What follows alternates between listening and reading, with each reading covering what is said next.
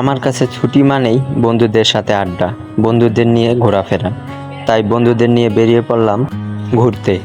আমরা আজকে এসেছি সুন্দর একটা রিসর্টে।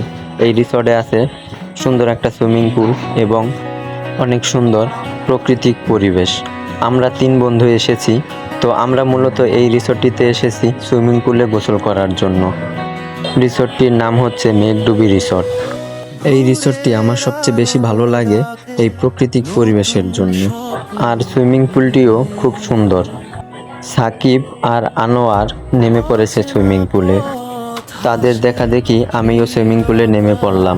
তো সুইমিং পুলটি খুবই সুন্দর এবং সুইমিং পুলটির পানিও খুব পরিষ্কার ছিল। আমার খুবই ভালো লাগতেছিল। আমরা অনেকক্ষণ সুইমিং পুলে ডুবাডুবি করার পরে সুইমিং পুলের পাশেই গোসল করার জন্য আরও একটি কল দেওয়া হয়েছিল। সেখানে এসে আমরা ভালোভাবে গোসল করে বাসায় ফেরার উদ্দেশ্যে রওনা হব। আমি ঘোরাঘুরি করতে খুব ভালোবাসি, তাই সময় পেলেই যে কোনো জায়গায় ঘুরতে যাই। আমি আপনাদের সবাইকে সবসময় একটা কথাই বলি যে হাজারো ব্যস্ততার মাঝে নিজেকে একটু সময় দেন। আসলে নিজেকে সময় দেওয়াটা খুবই জরুরি। হাজারো ব্যস্ততার মাঝে নিজেকে সময় দিবেন, এইটাই সবসময় আমি আপনাদের বলবো। যাই হোক, আজকে ঘুরতে এসে নিজেকে একটু সময় দিয়ে খুব ভালো লাগতেছে।